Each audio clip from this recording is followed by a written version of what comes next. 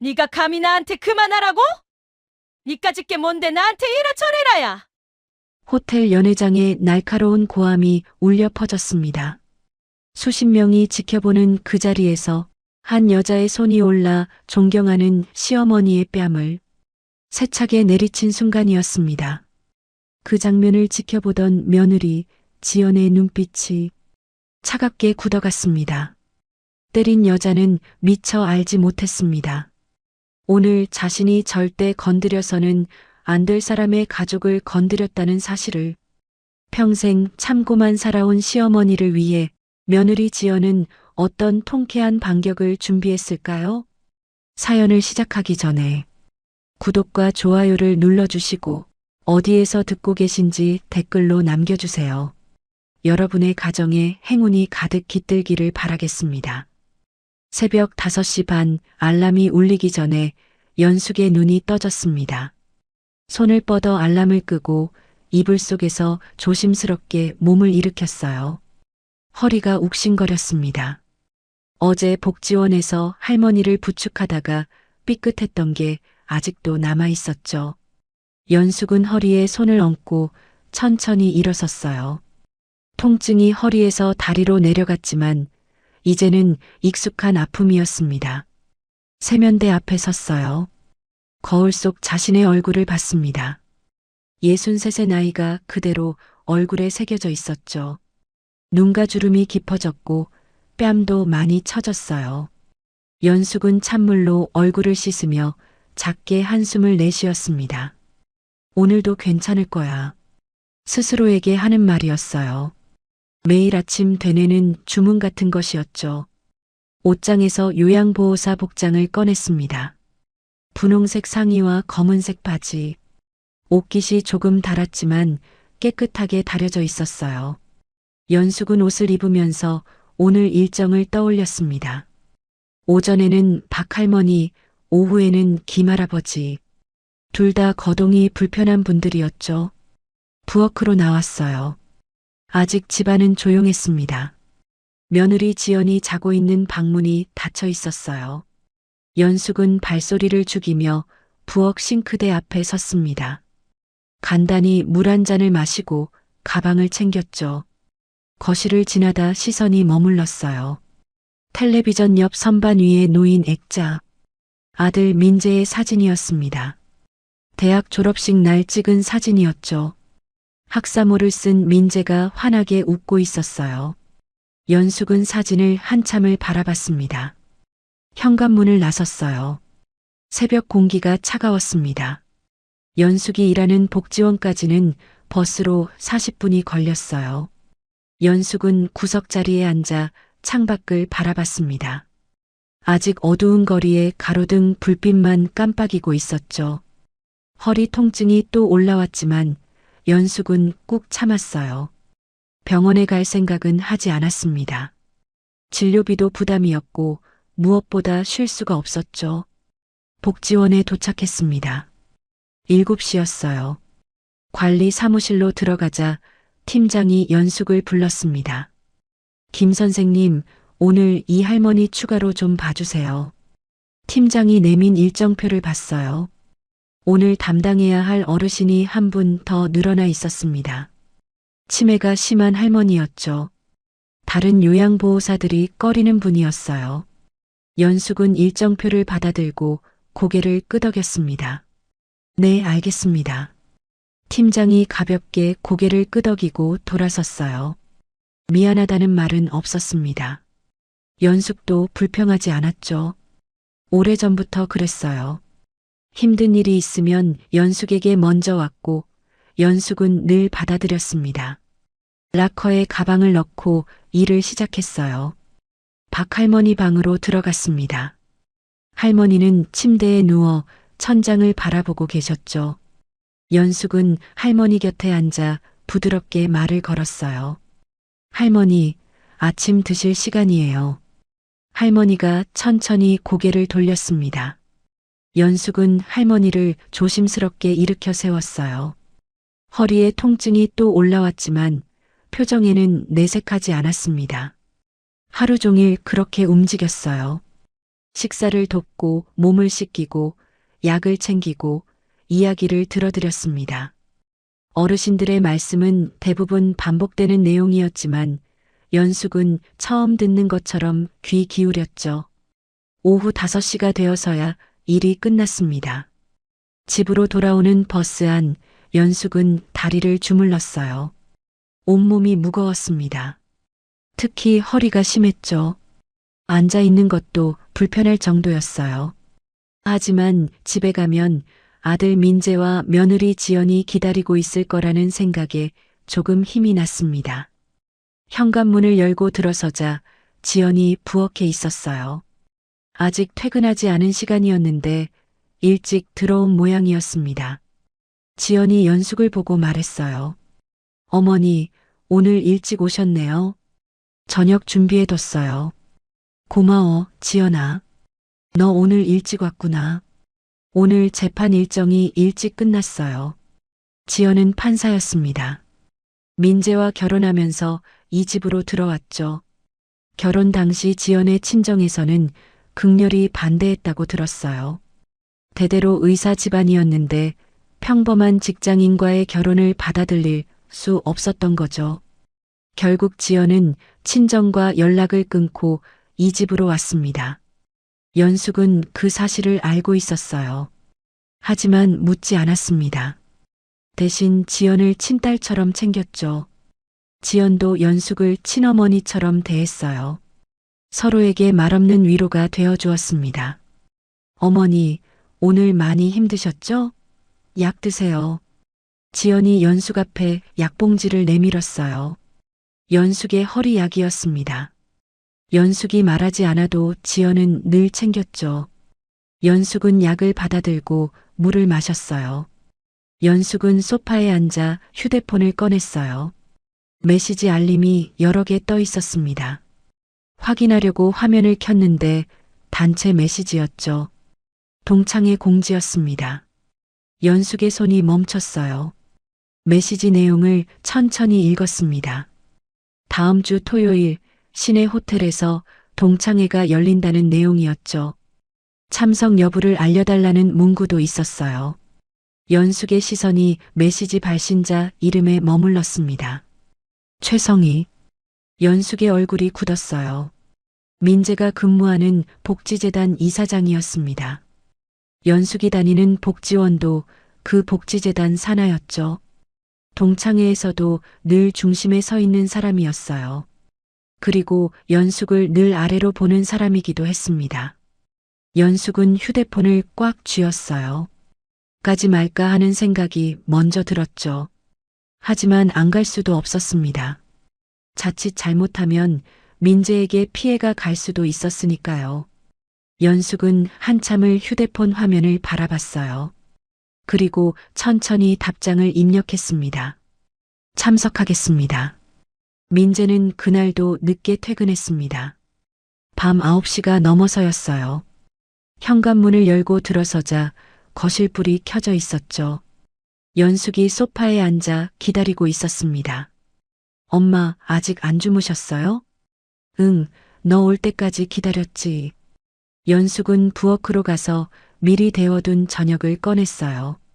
민재는 가방을 내려놓고 식탁에 앉았습니다. 피곤한 기색이 역력했죠.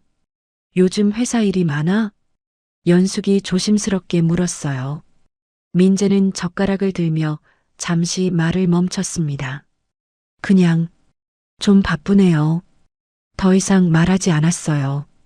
연숙도 더 묻지 않았죠. 민재는 복지재단 산하복지사업본부 재무팀에서 일했습니다. 38배 나이에 대리 직급이었어요. 회사는 겉으로 보기에 훌륭한 곳이었죠. 사회복지 사업을 한다는 명분도 있었고 대외 평판도 좋았습니다. 하지만 오늘 본 것이 민재를 불편하게 만들었어요. 그날 오전 분기별 회계 정리를 하던 중이었습니다. 화면에 뜬 엑셀 파일을 보다가 손이 멈췄어요. 복지원 입소자 현황 보고서였습니다. 정부 지원금 산정 기준이 되는 자료였죠. 숫자를 보는 순간 이상했어요. 1호 복지원 입소자 800명, 2호 복지원 350명. 민재가 알기로 1호 복지원은 그렇게 큰 시설이 아니었습니다. 지난 분기 자료를 열어봤어요. 입소자 수가 거의 똑같았습니다. 750명, 790명. 미세하게만 변동하면서 계속 비슷한 수준을 유지하고 있었죠. 민재는 팀장 자리로 걸어갔습니다. 팀장님, 이 입소자 수 좀 이상한데요. 팀장은 화면을 힐끗 보더니 표정이 굳었어요. 박 대리, 그냥 정리만 해. 괜히 튀지 말고. 하지만 네가 신경 쓸 일 아니야.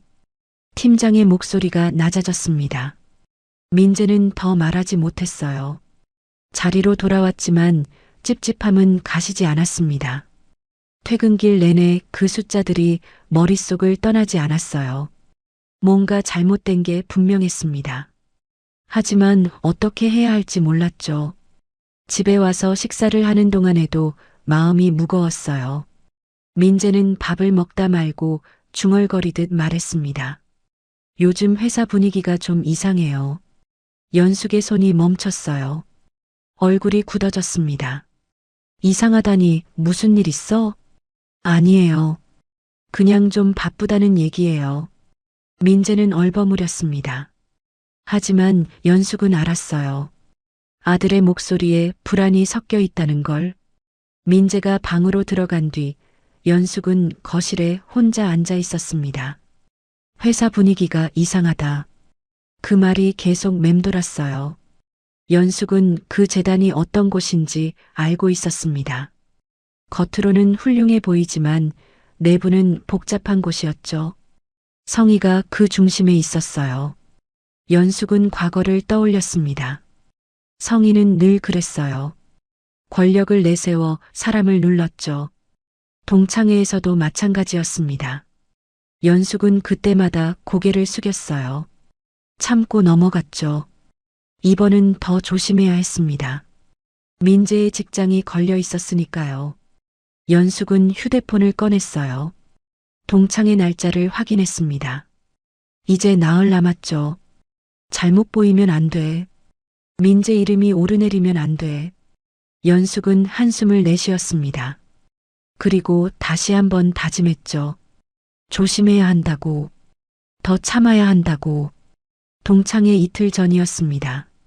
연숙은 복지원에서 일을 마치고 버스를 타고 집으로 향했어요. 창밖을 보며 한숨을 내쉬었습니다. 동창회 생각을 하니 벌써부터 마음이 무거웠죠. 집 앞 정류장에서 내렸어요. 현관문을 열고 들어서는데 휴대폰이 울렸습니다. 화면을 보는 순간 연숙의 얼굴이 굳었어요. 최성희였습니다. 연숙은 잠시 망설이다 전화를 받았어요. 여보세요, 성희야. 연숙아. 나 성희야. 성희의 목소리는 밝고 경쾌했습니다. 연숙은 현관에 선 채로 전화를 받았어요. 가방을 내려놓지도 못한 채였죠. 동창회 이틀 뒤잖아. 부탁 좀 할게. 응, 뭔데? 나 그날 좀 늦을 것 같거든. 너 일찍 가서 내 자리 맡아놔. 중앙 테이블. 알았어. 그리고 명찰 미리 만들어서 나눠주고. 사람들 오면. 연숙은 고개를 끄덕였어요. 전화 너머로는 보이지 않았지만 습관적으로 그랬습니다. 그래, 네가 해주면 편하지. 어차피 넌 시간 많잖아. 1시간 먼저 가도 되지? 응, 그럴게. 이때 지연이 자기 방에서 나왔어요. 거실로 가려다 현관 쪽에서 들리는 연숙의 목소리에 걸음을 멈췄습니다. 요즘도 복지원에서 일하지? 응, 그래. 연숙의 목소리가 작아졌어요. 힘들지 않아? 그 나이에 노인들 수발 드는 거. 괜찮아. 할만해. 지연은 복도에 서서 듣고 있었습니다. 의도한 건 아니었어요. 하지만 연숙의 목소리 톤이 평소와 달랐죠. 아직도 그런 일 하니? 성희의 목소리가 전화기 너머로 새어나왔습니다. 은근한 비웃음이 섞인 말투였어요. 다른 일은 없어? 이게 내일이니까. 연숙이 대답했습니다. 목소리에 힘이 없었어요. 그나저나 내 아들, 민재 맞지? 우리 재단에 다니잖아. 지연의 귀가 쫑긋했습니다. 민재 이름이 나왔어요. 요즘 재단 쪽에서 말이 좀 많더라. 연숙의 몸이 굳었습니다. 지연도 그 자리에서 움직이지 못했어요. 뭐 검토하는 게 있다나 뭐라나. 아, 민재는 괜찮을 거야. 걱정 말고. 성희는 아무렇지 않게 말을 이었어요. 근데 요즘 분위기가 좀 그렇긴 해. 조심하는 게 좋겠다. 그치? 연숙의 손이 떨렸습니다. 휴대폰을 쥔 손에 힘이 들어갔어요. 그래, 알았어. 그래, 그럼 동창회 때 보자. 전화가 끊어졌습니다.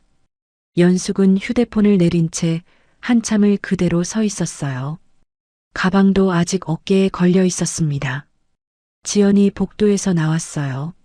어머니, 연숙이 화들짝 놀라며 돌아봤습니다. 아, 지연아. 있었어? 지금 막 나왔어요. 지연은 조용히 말했습니다. 무슨 일 있으세요? 응? 아니, 아무것도 아니야. 연숙은 고개를 돌렸어요. 더 말하고 싶지 않은 표정이었습니다. 지연은 더 묻지 않았어요. 하지만 방금 들었던 통화 내용이 계속 머릿속을 맴돌았습니다. 재단 쪽에서 말이 많다. 조심하는 게 좋겠다. 그 말들이 신경 쓰였어요. 제가 저녁 준비할게요. 아니야, 내가. 앉아 계세요. 지연의 목소리가 단호했어요. 연숙은 소파에 앉았습니다. 저녁을 먹는 동안 둘은 말이 없었어요. 연숙은 밥을 떠먹으면서도 정신이 없었습니다. 성희의 말이 계속 맴돌았죠. 식사를 마치고 설거지를 한 뒤 연숙은 자기 방으로 들어갔어요. 문을 닫고 침대에 앉았습니다. 그리고 한참을 그렇게 앉아만 있었어요. 눈물이 났습니다. 참으려 했지만 흘러내렸어요. 연숙은 손으로 입을 막고 소리 없이 울었습니다. 내가 잘못 보이면 민재한테 피해가 가. 성희가 하는 말 하나하나가 다 민재를 조르는 말이야. 참아야 해. 더 참아야 해. 연숙은 눈물을 닦았어요. 그리고 거울 앞에 섰습니다. 울었던 흔적을 지웠어요. 지연이 알면 안 됐습니다. 민재도 알면 안 됐죠. 거실로 나왔을 때 지연은 소파에 앉아 책을 보고 있었어요. 고개를 들어 연숙을 봤습니다. 연숙의 눈이 붉었어요. 괜찮으세요? 응, 괜찮아. 연숙은 웃으며 대답했어요. 하지만 지연은 알았습니다. 어머니가 울었다는 걸. 지연은 입을 열려다 참았어요. 묻고 싶었지만 어머니가 원하지 않는다는 걸 알았죠. 대신 마음에 새겼습니다. 동창 모임. 누군가가 어머니를 힘들게 하고 있다. 그날 밤 연숙은 침대에 누워서도 잠이 오지 않았어요. 내가 참으면 된다. 동창회에서 잘 넘기면 된다. 민재만 괜찮으면 된다. 연숙은 그렇게 스스로를 다독였습니다. 하지만 가슴은 계속 무거웠어요. 토요일 동창회가 열리는 날이었습니다. 연숙은 새벽부터 잠을 설쳤어요. 7시에 일어나 씻고 어제 골라둔 블라우스를 입었습니다. 거울을 봤죠. 피곤한 얼굴이 그대로 비쳤어요. 호텔은 2시에 시작이었지만 연숙은 1시에 도착했습니다. 성희가 시킨 대로 일찍 와서 준비를 해야 했죠. 연회장으로 들어갔어요. 넓은 공간에 둥근 테이블들이 배치되어 있었습니다. 중앙 테이블이 가장 좋은 자리였어요. 연숙은 가방에서 명찰들을 꺼냈습니다. 한 장 한 장 테이블에 놓으면서 손이 떨렸어요. 성희의 명찰을 중앙 테이블 한가운데 놓았죠. 오늘만 잘 넘기면 돼. 연숙은 스스로에게 말했습니다. 민재 얼굴이 떠올랐어요. 아들만 생각하면 참을 수 있었습니다. 1시 40분쯤 동창들이 하나둘 도착하기 시작했어요. 어머, 연숙이 왔네. 오래간만이야. 동창들이 연숙을 보며 반갑게 인사했어요. 연숙은 억지로 웃으며 명찰을 나눠줬습니다. 성희는 아직 안 왔어? 곧 올 거야. 사람들은 자연스럽게 성희를 기다렸습니다. 연회장 분위기가 이미 성희 중심이었어요. 2시 10분쯤 성희가 도착했어요. 붉은색 실크 원피스를 입고 있었습니다. 몸에 딱 맞는 디자인이었고 목에는 금목걸이가 반짝였어요. 머리는 미용실에서 새로 한 듯 부드럽게 웨이브가 져 있었죠. 어머, 성희야. 와, 오늘 완전 여배우 같아. 동창들이 성희를 둘러쌌습니다. 성희는 환하게 웃으며 인사를 받았어요. 다들 오랜만이야. 오늘 즐겁게 보내자. 성희는 자연스럽게 중앙 테이블로 갔습니다. 연숙이 자리를 안내했죠. 고마워, 연숙아. 일찍 와서 수고했어. 성희는 앉으며 주변을 둘러봤어요. 그리고 다른 동창들에게 손짓했습니다. 여기 앉아. 같이 얘기하자. 사람들이 중앙 테이블 주변으로 모였어요. 자연스럽게 성희가 중심이 됐습니다. 누가 시킨 것도 아닌데 모두가 성희를 중심으로 모였죠. 연숙은 구석 테이블로 갔어요. 멀찍이 떨어진 자리였습니다. 아무도 신경 쓰지 않았어요. 식사가 시작됐습니다. 성희는 계속 이야기를 이끌었어요. 동창들은 성희의 말에 웃고 고개를 끄덕였습니다. 남편이 요즘 바빠. 재단 일로. 와, 대단하다. 역시 성희는 잘 사는 것 같아. 칭찬이 쏟아졌어요. 성희는 겸손한 척 손을 저었지만 입가에는 미소가 떠나지 않았습니다. 다들 요즘 어떻게 지내? 근황 좀 들어보자. 동창들이 하나씩 얘기하기 시작했어요. 자식 자랑, 남편 자랑, 집 자랑. 화려한 이야기들이 오갔습니다. 이때 성희의 시선이 연숙에게로 향했어요. 연숙아, 너도 얘기 좀 해봐. 갑자기 불려서 연숙이 고개를 들었습니다. 너는 요양보호사 한다고 했지? 성희가 크게 말했어요. 주변 사람들이 다 들을 수 있을 만큼요. 힘들지 않아? 괜찮아. 그래도 우리 나이에 그런 일 하면 허리 안 좋을 텐데. 성희는 걱정하는 척했지만 말투에는 비웃음이 섞여 있었어요. 다른 일은 생각 안 해봤어? 이게 내가 할 수 있는 일이라서. 그래도 좀 편한 일이 있었으면 좋았을 텐데. 우리 나이에 몸 쓰는 일은. 성희는 말끝을 흐렸어요. 주변 동창들이 연숙을 보며 수군거렸습니다. 연숙이 요양보호사였어? 힘들겠다. 쉽지 않은 일이지. 연숙은 고개를 숙였어요. 얼굴이 화끈거렸습니다. 그래도 보람은 있겠다. 그치, 연숙아? 성희가 다시 물었어요. 연숙은 고개를 끄덕였습니다. 응. 월급은 얼마나 돼? 100만 원은 넘어. 순간 연회장이 조용해졌어요. 사람들이 연숙을 쳐다봤습니다. 누군가가 작게 성희야. 했지만 성희는 듣지 않았어요. 그냥 할만해. 연숙은 얼굴이 화끈거렸어요. 100만 원도 안 되면 생활비는 어떻게 해? 아들이 주니? 뭐 우리처럼 여유롭게 살 순 없겠지. 성희는 웃었어요. 주변 동창들은 어색한 표정이었지만 아무도 말리지 않았습니다. 그나저나 오늘 입은 옷 새로 산 거야? 성희의 시선이 연숙의 블라우스로 향했어요. 아니, 원래 있던 거. 아, 그렇구나. 수수하네. 나는 오늘 이거 백화점에서 사왔어. 200만 원 줬지. 근데 넌 옷 살 돈도 없겠다. 그 월급으로는. 연숙은 고개를 숙였습니다. 옆 테이블에 앉았던 동창 하나가 불편한 표정을 지었어요. 하지만 입을 열지는 않았습니다. 식사가 끝나고 커피가 나왔어요. 성희는 연숙을 계속 불렀습니다. 연숙아, 커피 리필 좀 받아줄래? 웨이터가 안 보이네. 연숙은 일어나서 커피를 받아왔어요. 연수가 내 가방 좀 들어줄래? 화장실 가야 하는데. 연숙은 가방을 들었습니다. 연수가 저기 웨이터한테 물 좀 달라고 해줘. 연숙은 물을 받아왔어요. 동창들은 그 모습을 봤습니다. 몇몇은 눈을 돌렸어요. 불편해 보였지만 아무도 나서지 않았습니다.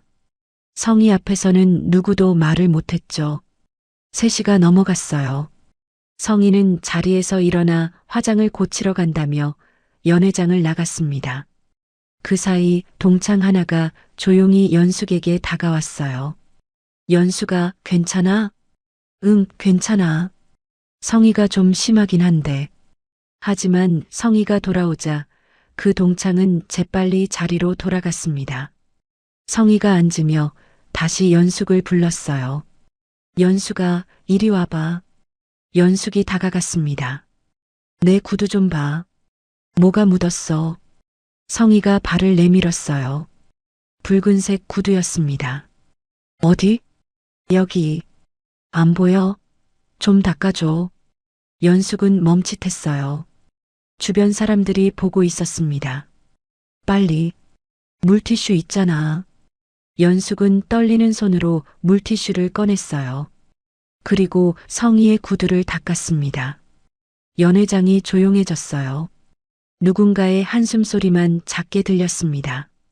성희는 만족한 듯 고개를 끄덕였어요. 그래, 고마워. 연숙은 자리로 돌아갔습니다. 눈물이 날 것 같았어요.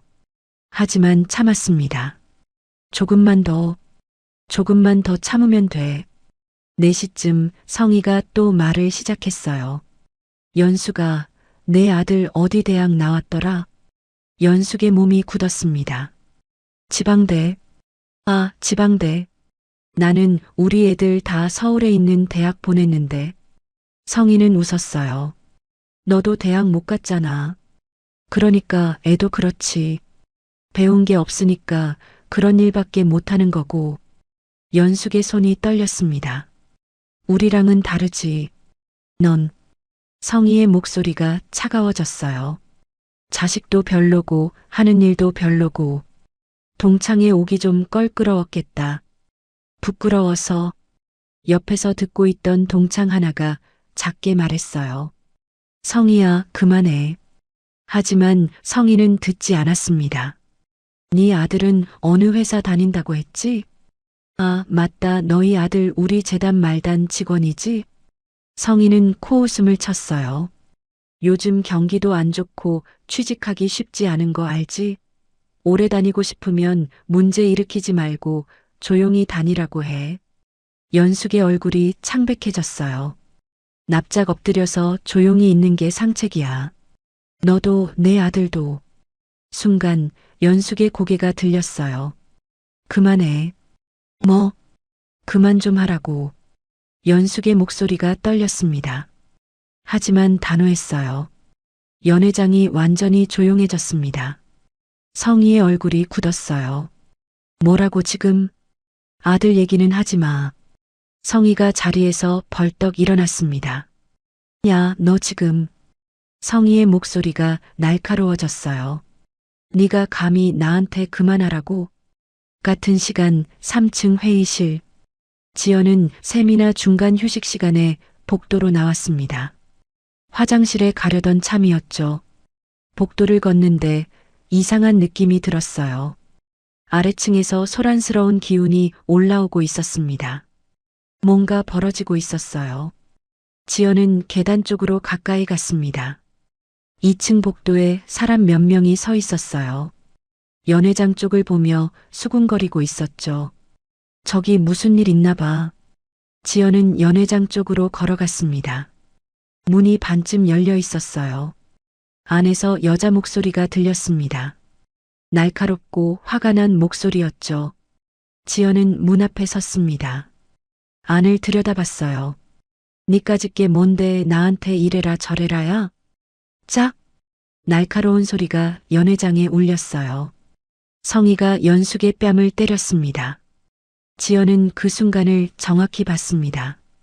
붉은 원피스를 입은 여자의 손이 어머니 뺨을 때리는 순간 날카로운 소리, 연숙이 비틀거리는 모습, 지연의 몸이 굳었어요. 연회장이 정적에 휩싸였습니다. 연숙은 뺨을 감싸고 그 자리에 얼어붙었어요. 귀가 웅웅 울렸습니다. 뺨이 뜨겁게 달아올랐죠. 눈앞이 하얘졌어요. 주변 사람들의 시선이 느껴졌습니다. 수십 명이 지켜보고 있었어요. 공개적으로 맞았습니다. 모두가 보는 앞에서 숨이 막혔어요. 몸이 떨렸습니다. 눈물이 쏟아질 것 같았지만 참았어요. 창피했습니다. 굴욕적이었어요. 서 있는 것조차 힘들었죠. 내 주제도 모르고 가난하게 살면서 자식도 별 볼 일 없는 주제에 감히 내가 너한테 해준 게 얼만데. 성희의 목소리가 연회장 전체에 울렸습니다. 지연은 문 앞에 서서 그 말을 들었어요. 손이 저절로 주먹을 쥐었습니다. 다음부터는 조심해. 내 주제를 알아야지. 성희는 거칠게 숨을 쉬며 가방을 집어들고 연회장을 나가기 시작했어요. 지연 쪽으로 걸어왔습니다. 지연은 앞으로 한 걸음 나서려 했어요. 몸이 먼저 반응했습니다. 그 순간 연숙이 고개를 들었습니다. 지연과 눈이 마주쳤어요. 연숙의 눈에 눈물이 가득했습니다. 뺨은 붉게 부어 있었고 온몸이 떨리고 있었어요. 하지만 연숙은 고개를 저었습니다. 작게, 천천히, 제발 하지 마. 그냥 있어줘. 연숙의 눈빛이 애원하고 있었어요. 그 눈빛에는 수치심이 담겨 있었습니다. 굴욕감도 있었죠. 하지만 그보다 더 강한 것은 두려움이었어요. 지연이 나서면 일이 커질 거라는 두려움. 그리고 무엇보다 며느리 앞에서 이런 모습을 보이고 싶지 않다는 무너진 자존심. 연숙의 눈에서 눈물이 흘러내렸습니다. 지연은 그 눈빛을 봤어요. 멈춰섰습니다. 주먹을 더 세게 쥐었어요. 손톱이 손바닥에 박힐 정도로. 성희가 지연 앞을 지나갔습니다. 붉은 원피스, 금목걸이, 오만한 표정. 성희는 문 앞에 선 지연을 힐끗 봤어요. 하지만 신경 쓰지 않았습니다. 그냥 지나쳤죠. 지연은 성희를 봤습니다. 그 얼굴을 정확히 기억했어요. 턱선, 목걸이, 걸음걸이, 목소리, 모든 것을. 성희가 복도로 사라졌습니다. 지연은 연회장 안으로 들어갔어요. 연숙이 홀로 서 있었습니다. 동창들은 아무도 다가오지 않았어요. 몇몇은 고개를 돌렸습니다. 누군가는 가방을 챙기며 자리를 떴어요. 지연은 차분하게 연숙에게 다가갔습니다. 어머니. 지연의 목소리는 낮고 차분했어요. 연숙은 고개를 저었습니다. 지연아, 괜찮아. 나 괜찮아. 나가요. 아니야, 정말 괜찮다니까. 지금 나가세요. 지연의 목소리에 힘이 들어갔어요. 단호했습니다. 지연은 연숙의 팔을 잡았습니다. 조심스럽지만 확실하게. 그리고 연회장 밖으로 걸었어요. 동창 하나가 뒤늦게 다가왔습니다. 연수가. 하지만 지연이 고개를 돌려 그 사람을 봤어요. 차갑게. 그 동창은 말을 멈췄습니다. 지연은 연숙을 데리고 밖으로 나왔어요. 복도는 조용했습니다. 지연은 연숙을 부축해 걸었어요. 연숙의 몸이 떨리고 있었습니다. 다리에 힘이 제대로 들어가지 않는 것 같았죠. 천천히요. 지연이 조용히 말했어요. 연숙은 고개를 숙인 채 걸었습니다. 사람들 시선이 느껴졌어요. 복도를 지나가는 호텔 투숙객들이 쳐다봤습니다. 연숙은 더 고개를 숙였어요. 다들 알 거야. 내가 맞았다는 걸. 창피하다. 엘리베이터를 타고 1층으로 내려갔습니다. 로비를 지나 주차장으로 향했어요. 연숙은 그 길이 끝없이 길게 느껴졌습니다.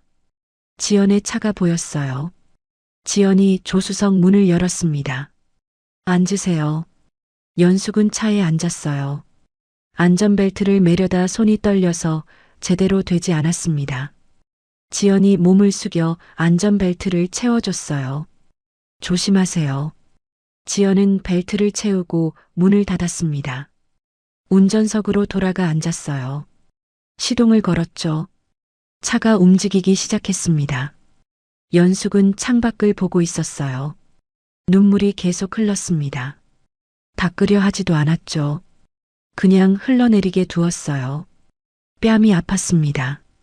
뜨겁게 달아올라 있었어요. 손가락 자국이 그대로 남아있는 게 느껴졌죠. 하지만 뺨보다 마음이 더 아팠습니다. 지연이 봤어. 내가 맞는 걸, 내가 욕먹는 걸. 연숙은 눈을 감았어요. 하지만 그 장면이 계속 떠올랐습니다. 성희의 손이 올라오는 것, 뺨을 때리는 순간, 주변 사람들의 시선, 그리고 입구에 서 있던 지연의 얼굴, 연숙의 가슴이 무너져 내렸어요. 지연 앞에서만큼은 그런 모습 보이고 싶지 않았습니다. 그 지연 앞에서 맞았습니다. 욕먹었어요. 하찮은 사람 취급당했죠. 어떻게 얼굴을 들어. 연숙은 입술을 깨물었어요. 소리 없이 울었습니다. 차 안은 조용했어요. 지연은 운전하며 앞만 봤습니다. 말이 없었죠. 하지만 핸들을 쥔 손은 하얗게 변해 있었어요. 집까지 30분이 걸렸습니다. 지연은 주차를 하고 차에서 내렸어요. 조수석 문을 열었습니다. 내리세요. 연숙은 천천히 차에서 내렸어요. 다리가 휘청거렸습니다. 지연이 재빨리 팔을 잡았어요. 조심하세요. 지연은 연숙을 부축해 현관으로 들어갔습니다. 소파에 앉혔어요. 잠깐만요. 지연은 부엌으로 갔습니다. 냉동실에서 얼음을 꺼냈어요. 수건에 싸서 가져왔죠. 뺨에 대세요. 연숙은 얼음 찜질을 받았어요. 뺨에 댔습니다. 차가운 감촉에 움찔했죠. 지연은 연숙 옆에 앉아 뺨을 살폈습니다. 왼쪽 뺨이 붉게 부어 있었어요. 손가락 자국이 선명했습니다. 입가도 조금 찢어져 있었죠. 지연의 턱에 힘이 들어갔어요. 병원 가야 할 것 같은데요.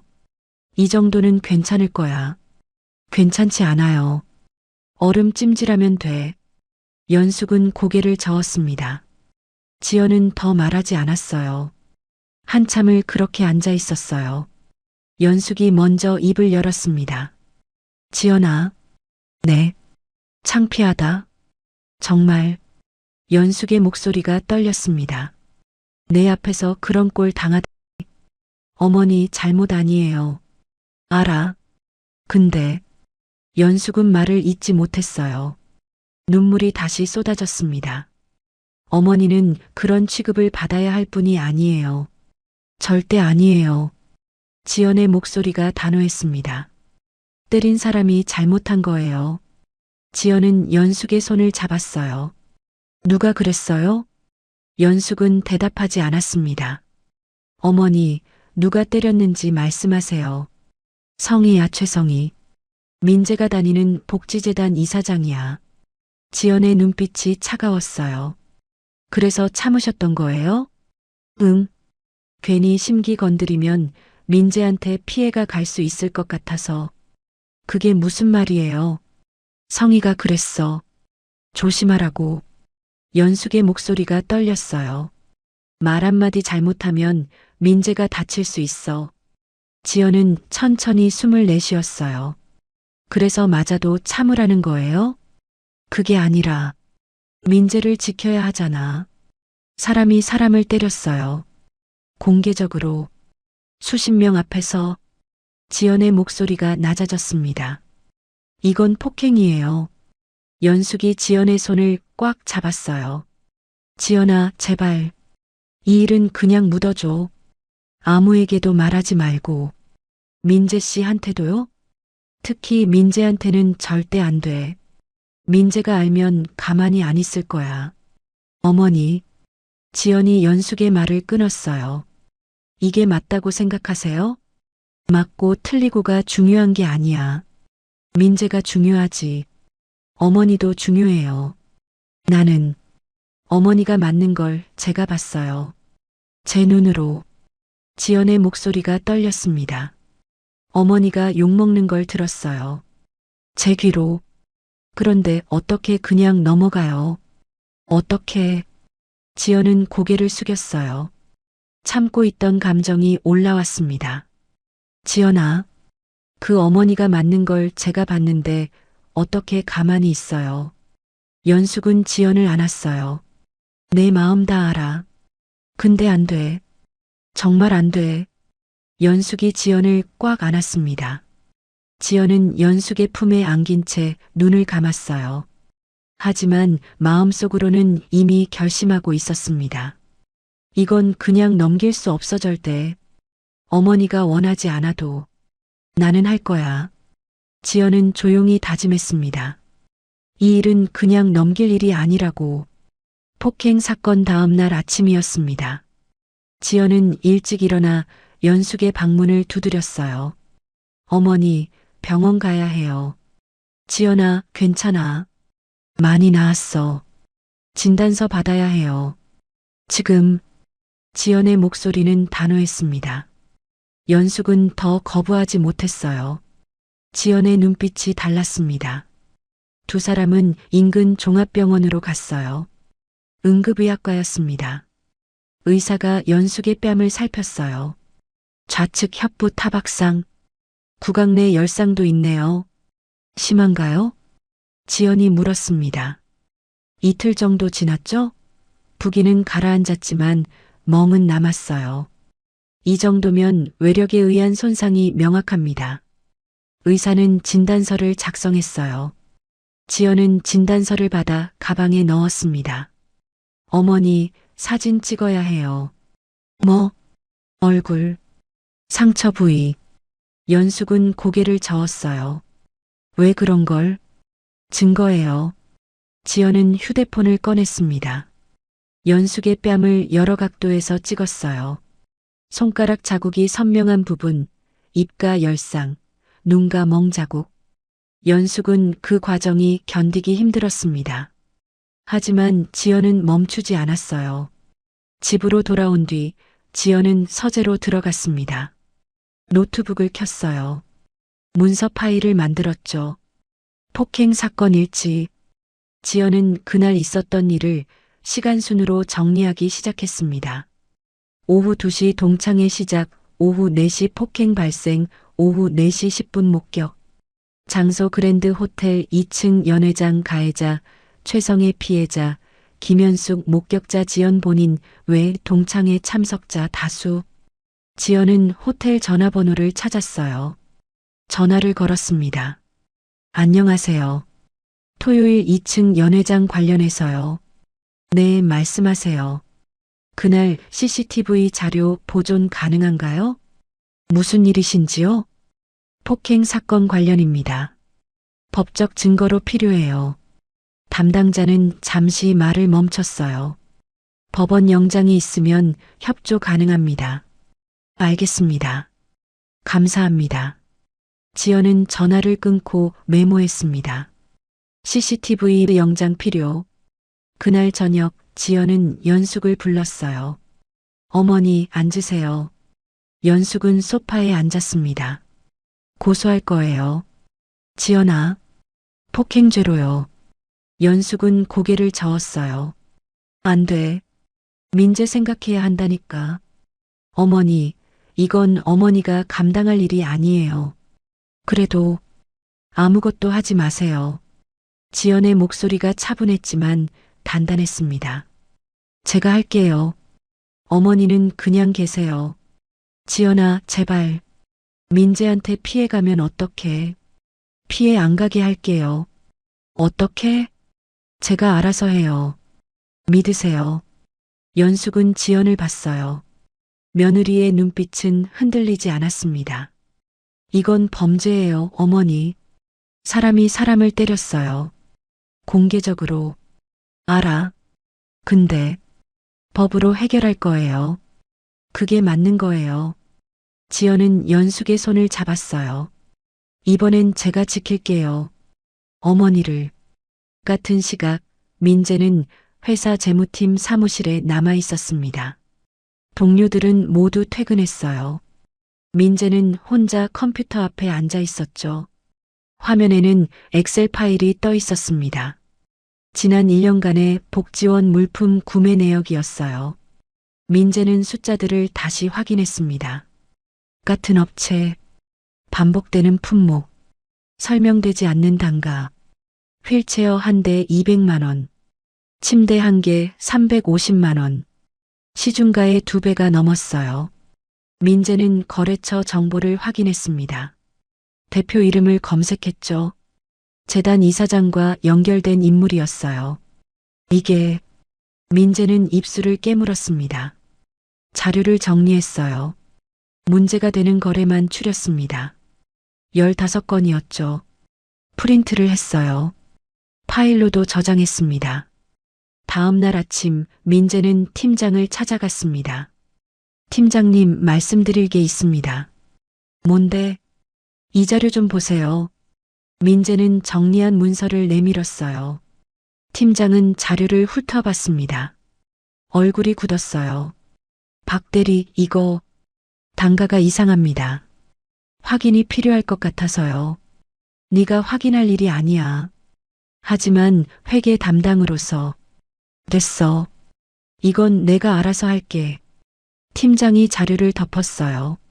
너는 신경 쓰지 마. 팀장님, 이건 분명히. 박 대리. 팀장의 목소리가 낮아졌습니다. 여기서 오래 일하고 싶으면 적당히 해. 알아들었지? 민재는 더 말하지 못했어요. 사흘 뒤 민재는 부서 회의에 참석했습니다. 본부장이 참석한 원래 회의였어요. 민재는 조심스럽게 손을 들었습니다. 본부장님, 말씀드려도 될까요? 응, 말해봐. 복지원 물품 구매 내역 중에 확인이 필요한 부분이 있습니다. 회의실이 조용해졌어요. 어떤 부분? 단가가 시중가보다 과도하게 높은 거래들이 있습니다. 민재는 준비한 자료를 펼쳤어요. 본부장은 자료를 봤습니다. 표정이 굳었어요. 이건 어디서 구한 거야? 제 업무 중에 확인했습니다. 업무 범위를 벗어난 거 아니야? 회계 검토는 제 업무입니다. 본부장은 자료를 덮었어요. 알겠어. 확인해보지. 언제쯤? 내가 알아서 할게. 너는 원래 업무나 해. 회의가 끝났습니다. 일주일이 지났어요. 민재는 본부장에게 다시 물었습니다. 확인해 보셨습니까? 응, 봤어. 별 문제 없더라. 하지만 박 대리, 이건 이제 그만해. 알았지? 문제가 분명히 있는데요. 그런 식으로 나오면 곤란한데. 본부장의 눈빛이 차가웠어요. 회사 생활 계속하고 싶으면 적당히 해. 며칠 뒤 민재는 자신의 자료 접근 권한이 제한된 걸 발견했습니다. 구매 내역 파일이 열리지 않았어요. 권한 없음이라는 메시지만 떴습니다. 민재는 팀장을 찾아갔어요. 제 권한이 왜 바뀌었습니까? 위에서 내려온 거야. 나도 몰라. 이유라도 알려주셔야죠. 몰라. 물어봐도 소용없어. 민재는 자리로 돌아왔습니다. 책상에 앉아 화면을 봤어요. 접근 권한 없음. 민재는 깨달았습니다. 이건 실수가 아니야. 민재는 주먹을 쥐었어요. 내부에서는 안 되는구나. 그날 저녁 민재는 집에 늦게 돌아왔습니다. 거실에 지연이 있었어요. 노트북으로 뭔가 작업하고 있었죠. 여보, 아직 안 자? 응. 오늘 좀 늦었네. 회사 일이 좀. 민재는 소파에 앉았어요. 표정이 무거웠습니다. 지연이 민재를 봤어요. 무슨 일 있어? 아니야. 하지만 민재의 목소리는 힘이 없었어요. 지연은 더 묻지 않았습니다. 하지만 알았어요. 민재도 뭔가와 싸우고 있다는 걸. 그날 밤 지연은 경찰서 홈페이지에 접속했습니다. 고소장 양식을 다운받았어요. 작성하기 시작했습니다. 고소인 김현숙 피고소인 최성의 죄명 폭행. 지연의 손이 키보드 위에서 멈추지 않았어요. 이제 시작이었습니다. 지연은 월요일 아침 경찰서로 갔습니다.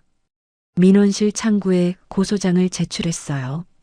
진단서와 사진 자료도 함께 냈습니다. 폭행 사건이시군요. 접수하겠습니다. 담당 경찰관이 서류를 확인했어요. 피해자분과 동행하셨나요? 피해자는 제 시어머니입니다. 제가 대리해서 제출합니다. 목격자이시기도 하고요? 네, 제가 직접 봤습니다. 경찰관은 고개를 끄덕였어요. 피고소인 최성희 씨 연락처 아십니까? 여기 있습니다. 지연은 준비한 자료를 내밀었어요. 성희의 연락처, 주소, 재단 이사장 직함까지 정리되어 있었죠. 꼼꼼하시네요. 제가 판사입니다. 경찰관의 눈빛이 달라졌어요. 아, 그러시군요. 조사 일정 잡히면 연락드리겠습니다. 지연은 접수증을 받아 나왔습니다. 같은 날 저녁, 민재는 결심을 굳혔어요. 집에 돌아와 노트북을 켰습니다. 이미 정리해둔 자료 파일을 열었어요. 복지원 입소자 수 불일치 자료. 구매네요. 단가 비교표. 특정 업체 반복 거래 목록. 민재는 인터넷 검색창을 열었습니다. 복지비리 제보를 검색했어요. 여러 언론사 제보 페이지가 나왔죠. 민재는 한방송사 탐사보도팀 이메일을 클릭했습니다. 제목 복지재단 회계비리 제보. 본문을 작성하기 시작했어요. 저는 해당 재단 재무팀에 근무하는 직원입니다. 1년 넘게 지켜본 결과 이것은 단순 실수가 아닙니다. 손가락이 떨렸어요. 하지만 멈추지 않았습니다. 자료 파일을 첨부했어요. 전송 버튼을 눌렀습니다. 이제 돌이킬 수 없어. 민재는 노트북을 덮었습니다. 목요일 저녁 성희는 거실에서 뉴스를 보고 있었어요. 대형 복지재단의 회계 비리 의혹이 제기됐습니다. 성희는 몸을 앞으로 기울였습니다. 화면에 재단 건물이 나왔어요. 내부 제보에 따르면 이 재단은 복지원 입소 노인 수를 허위 신고해 정부 보조금을 부당 수령한 것으로 드러났습니다. 성희의 얼굴이 창백해졌어요. 이로 인해 연간 수억 원의 보조금이 부당 지급된 것으로 추정됩니다. 또한 복지 물품 구매 과정에서도 단가를 부풀린 정황이 있습니다. 리포터가 자료를 들고 있었어요. 본 방송이 입수한 자료를 보면 휠체어 한 대 구매가가 시중가의 2배가 넘습니다. 이런 거래가 1년 넘게 반복됐습니다. 특히 특정 업체와의 계약이 계속 승인됐는데 이 업체 대표는 재단 이사장과 연결된 인물로 확인됐습니다. 성희는 리모컨을 떨어뜨렸어요. 어떻게? 휴대폰이 울렸습니다. 변호사였어요. 이사장님, 뉴스 보셨습니까? 지금 보고 있어. 당분간 외부 접촉 자제하시고 언론 대응도 하지 마세요. 이게 어떻게 된 거야? 내부 제보자가 있는 것 같습니다. 일단 조용히 계세요. 전화가 끊어졌어요. 다음 날 아침 여러 신문에 기사가 났습니다. 복지재단 비리 의혹, 검찰 수사 착수, 입소 노인수 허위 신고, 수억 원 보조금 부당 수령. 성희의 휴대폰이 울리기 시작했어요. 동창들이었습니다. 성희야, 뉴스 봤어? 성희는 전화를 받지 않았습니다. 문자가 쏟아졌어요. 설마 사실이야? 기사 나온 거 맞아? 성희는 휴대폰을 꺼버렸습니다. 금요일 오전 검찰이 재단 본부를 압수수색했어요. 뉴스 카메라들이 건물 앞에 몰려들었습니다. 검찰이 복지재단 비리 의혹과 관련해 강제 수사에 나섰습니다. 재단 관계자들이 조사를 받고 있으며 수사는 최모 이사장을 중심으로 진행되고 있습니다. 성희는 집에서 그 장면을 봤어요. 손이 떨렸습니다. 변호사에게서 전화가 왔어요. 이사장님, 다음 주 월요일 검찰 출석하셔야 합니다. 무슨 혐의로? 재단 비리 관련입니다. 그리고 폭행 사건도 함께 조사한답니다. 폭행? 김현숙 씨가 고소했다고 합니다. 성희는 숨이 막혔어요. 연숙이가 나를? 네, 증거도 있다고 합니다. 진단서, 사진, 목격자까지. 성희는 전화를 끊었어요. 연숙에게 전화를 걸었습니다. 받지 않았어요. 다시 걸었습니다. 여전히 받지 않았죠. 이 여자가. 성희는 휴대폰을 던졌습니다. 주말 내내 언론 보도가 이어졌어요. 재단 내부 증언 나오기 시작. 입소자 수 조작, 이사장 지시 정황, 특정 업체 특혜 의혹. 성희는 집 밖으로 나가지 못했습니다. 월요일 아침 성희는 검찰청으로 향했어요. 건물 앞에 기자들이 몰려 있었습니다. 최성희 이사장님, 비리 사실 인정하십니까? 폭행 사건은 어떻게 된 겁니까? 입소자 허위 신고 지시하신 거 맞습니까? 성희는 고개를 숙이고 안으로 들어갔어요. 조사실에 앉았습니다. 검사가 자료를 펼쳤어요. 먼저 폭행건부터 확인하겠습니다.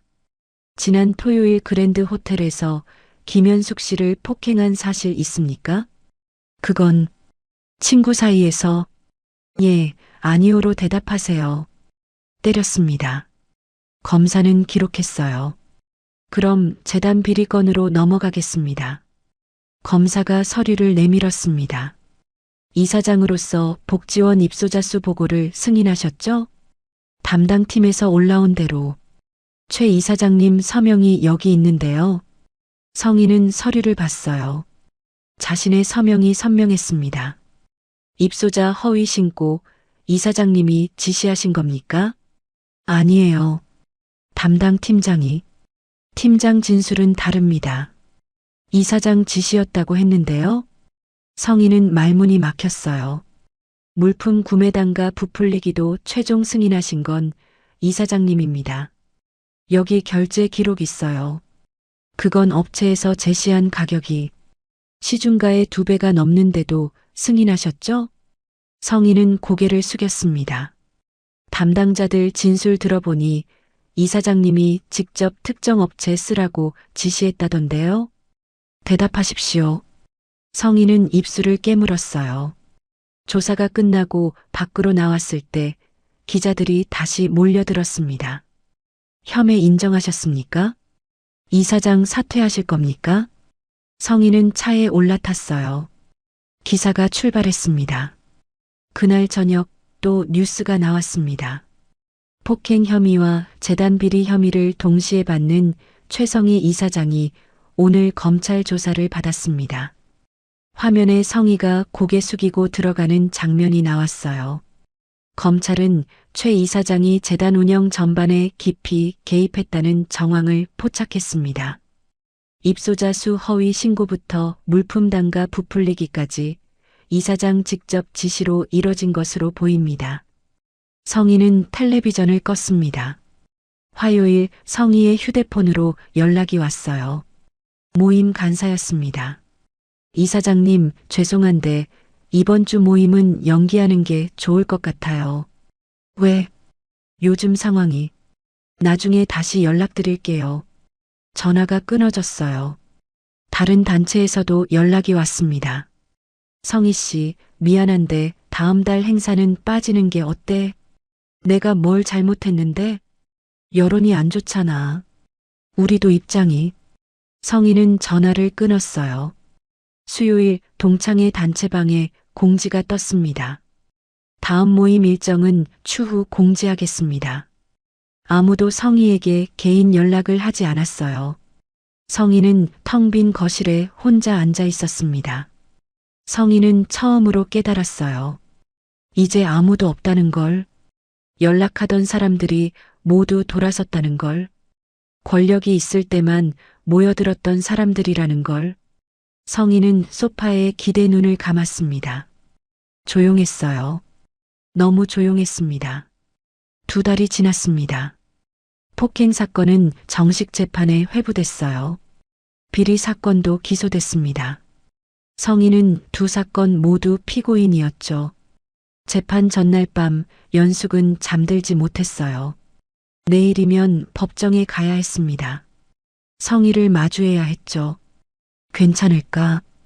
법정에서 성희를 보면 어떨까? 연숙은 천장을 보며 생각했어요. 다음 날 아침 지연이 연숙의 방문을 두드렸습니다. 어머니, 준비하세요. 10시까지 가야 해요. 연숙은 일어나 옷을 입었어요. 거울을 봤습니다. 뺨의 상처는 이미 아물었죠. 하지만 그날의 기억은 선명했습니다. 법원으로 향하는 차 안은 조용했어요. 지연이 운전하고 연숙은 조수석에 앉아 있었습니다. 어머니, 긴장되세요? 응, 괜찮아요. 제가 옆에 있을게요.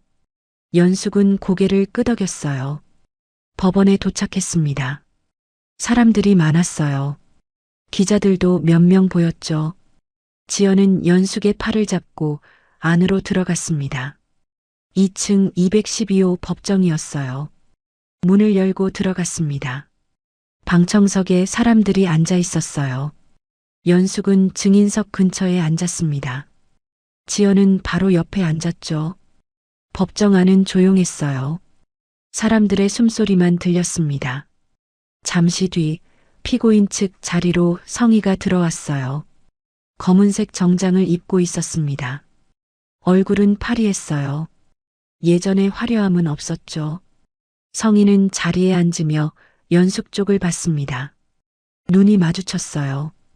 연숙은 고개를 돌리지 않았습니다. 그냥 봤어요. 담담하게. 성희가 먼저 시선을 피했습니다. 기립. 판사가 입정했어요. 재판이 시작됐습니다. 피고인 최성희, 피해자 김연숙에 대한 폭행 사실을 인정합니까? 성희의 변호사가 일어났어요. 피고인은 폭행 사실을 인정하나 우발적이었고 고의성이 없었다고 주장합니다. 검사가 반박했습니다. 고의성이 없다는 주장은 받아들이기 어렵습니다. 피고인은 피해자를 공개적으로 모욕한 뒤 폭행했습니다. 목격자도 다수입니다. 판사가 서류를 봤어요. 증인 신문 진행하겠습니다. 김연숙 씨, 앞으로 나오십시오. 연숙은 일어났어요. 증인석으로 걸어갔습니다. 발걸음이 떨렸지만 멈추지 않았어요. 선서를 했죠. 증인은 당일 상황을 진술해 주십시오. 연숙은 천천히 말하기 시작했어요. 동창의 자리였습니다. 피고인은 제 직업, 경제 상황, 아들을 비하했어요. 구체적으로 어떤 말을 했습니까? 월급이 얼마냐고 물었습니다. 100만 원도 안 되냐고. 옷도 살 돈이 없다고 했어요. 연숙의 목소리는 떨리지 않았어요. 대학도 못 간 사람이 무슨 자식을 잘 키우냐고. 그 후에는요? 제가 그만하라고 했습니다. 아들 얘기는 하지 말라고. 그랬더니 피고인이 뺨을 때렸습니다. 법정이 조용했어요. 누군가의 한숨 소리만 들렸습니다. 공개적으로요? 네, 수십 명이 보는 앞에서였습니다. 검사가 증거를 제출했어요. 진단서와 사진이었습니다. 화면에 연숙의 상처 사진이 나왔어요. 붉게 부은 뺨, 손가락 자국. 방청석에서 작은 탄식이 들렸습니다. 목격자도 있습니까? 네, 제 며느리가 봤습니다. 지연이 일어나 증인석으로 갔어요. 선서를 하고 앉았습니다. 증인은 현장을 목격했습니까? 네, 직접 봤습니다. 어떻게 보게 됐습니까?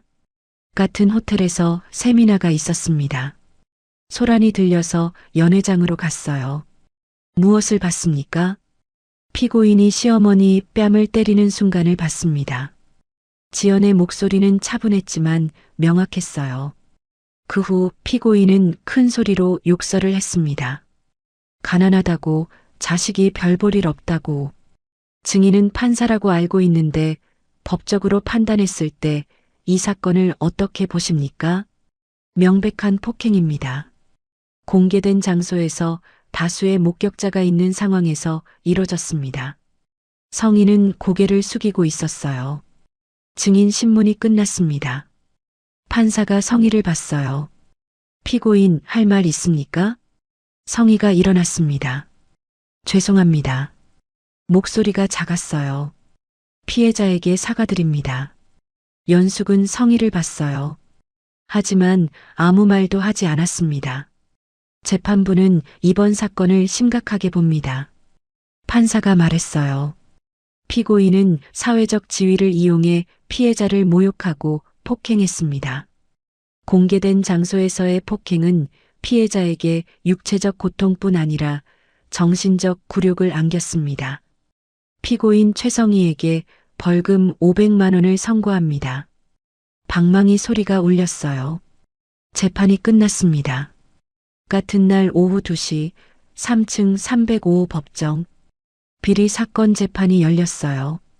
성희는 다시 피고인석에 앉아 있었습니다. 이번엔 재단 이사장 자격이었죠.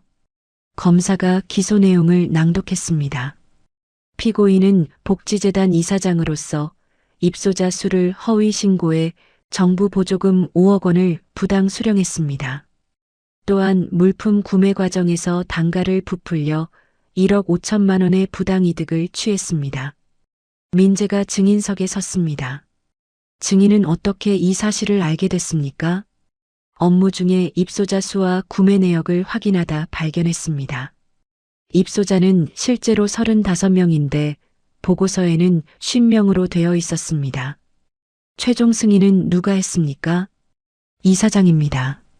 검사가 서류를 제출했어요. 성희의 서명이 선명했습니다. 재단 직원들이 증인으로 나왔어요. 이사장님이 직접 지시했습니다. 특정 업체를 쓰라고 했어요. 성희는 고개를 들지 못했어요. 피고인의 범행은 조직적이었습니다.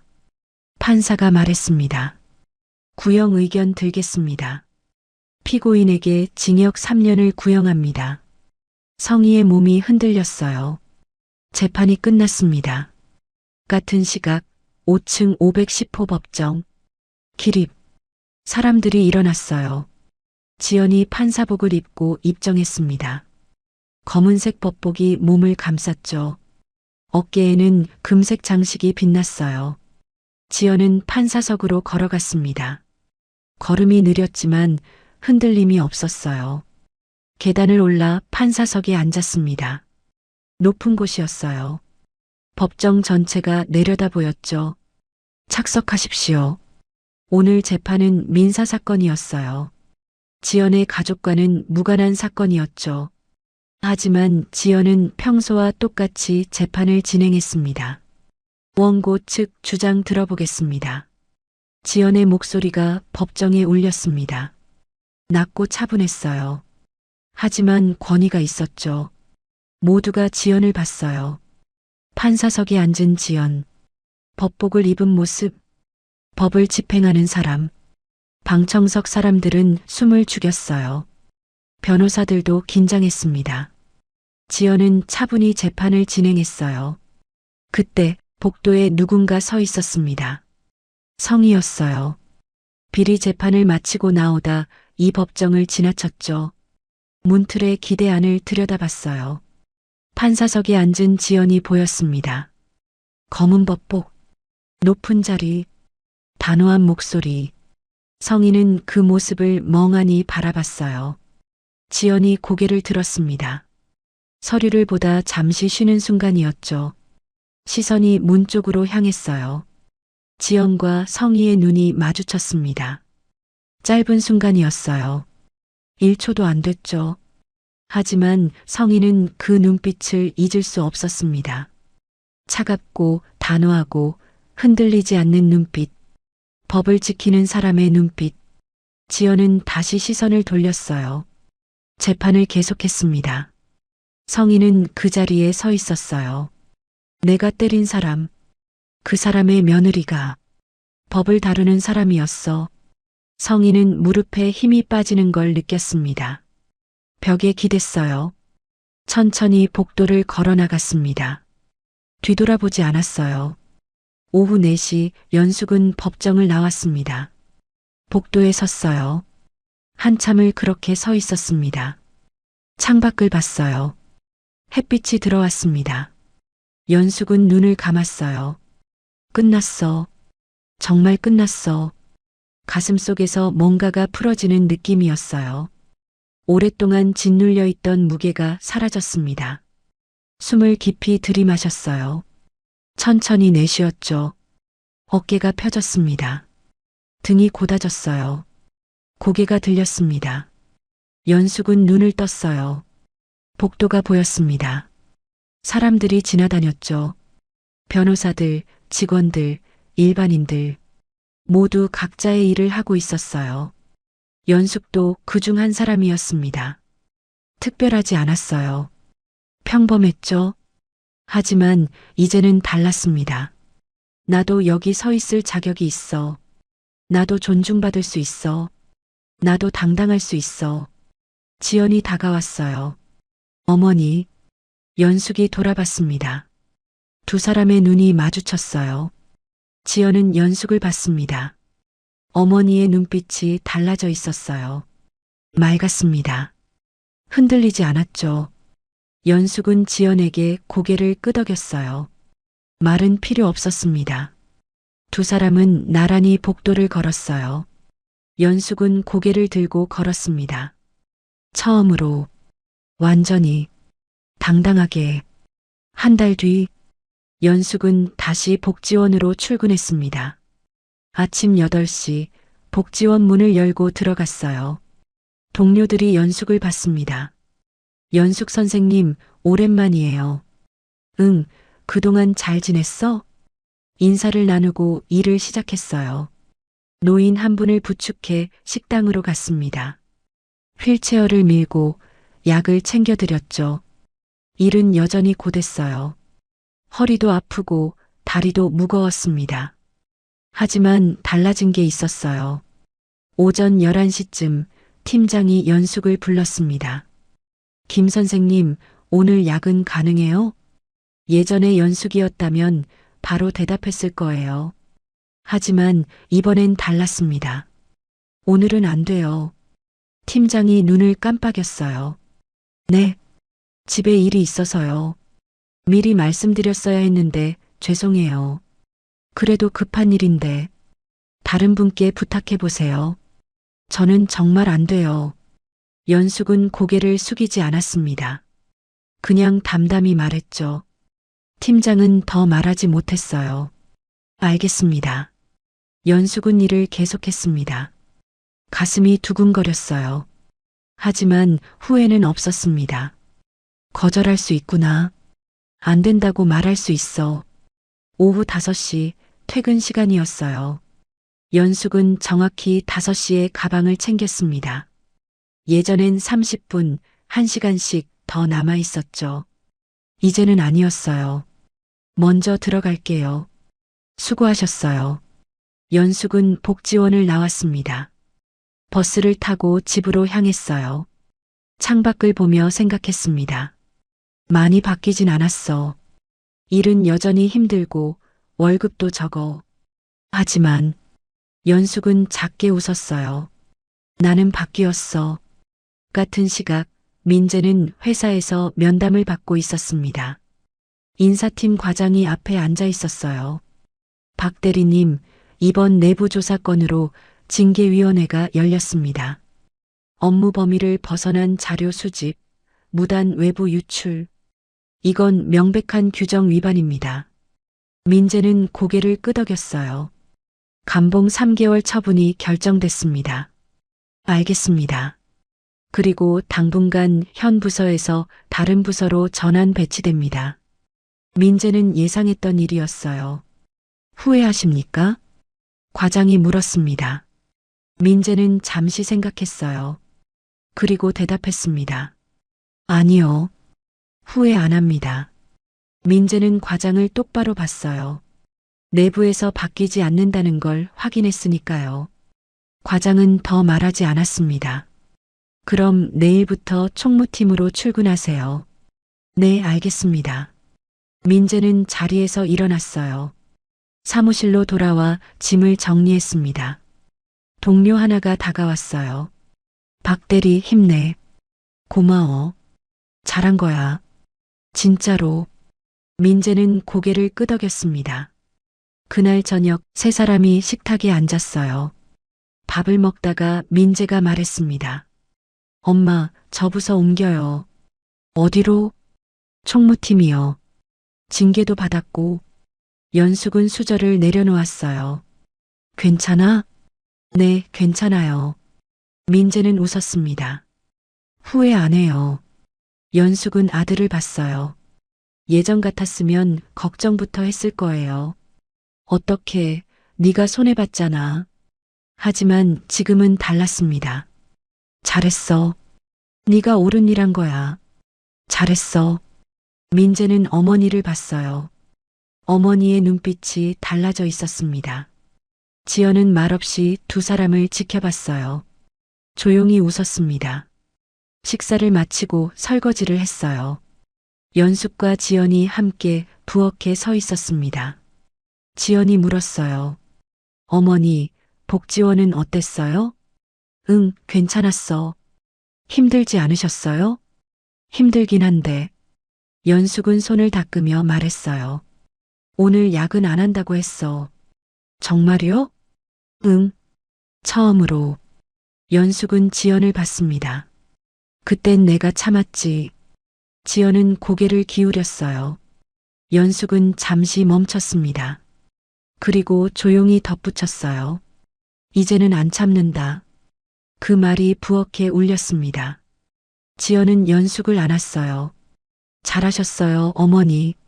두 사람은 한참을 그렇게 서 있었습니다.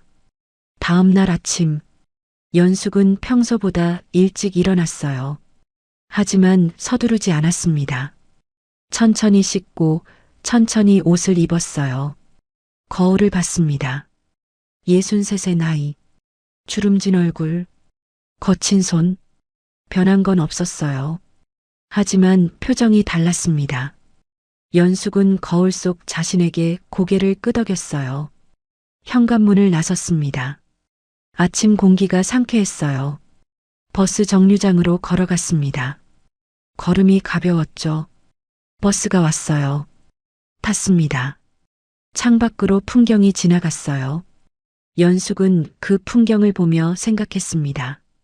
오늘도 일은 힘들겠지. 월급도 적고 허리도 아프겠지. 하지만 연숙은 작게 미소 지었어요. 나는 이제 안 참아. 부당한 건 부당하다고 말할 거야. 나도 존중받을 자격이 있으니까. 버스가 복지원 앞에 멈췄습니다. 연숙은 내렸어요. 복지원 문을 열고 들어갔습니다. 안녕하세요. 밝은 목소리로 인사했어요. 새로운 하루가 시작됐습니다. 고단하지만 이제는 다른 하루. 연숙은 고개를 들고 걸어갔습니다. 오늘 이야기 어떠셨나요? 이 사연이 당신의 하루에 작은 위로가 되었다면 무료로 할 수 있는 구독과 좋아요로 마음을 나눠주세요. 그리고 사연 주인공에게 건네고 싶은 위로나 응원의 말이 있으시다면 댓글로 남겨주세요. 당신의 한마디가 누군가에겐 오늘 하루를 버틸 큰 힘이 됩니다. 늘 건강하시고 내일도 밝고 따뜻한 하루가 되시길 바랍니다.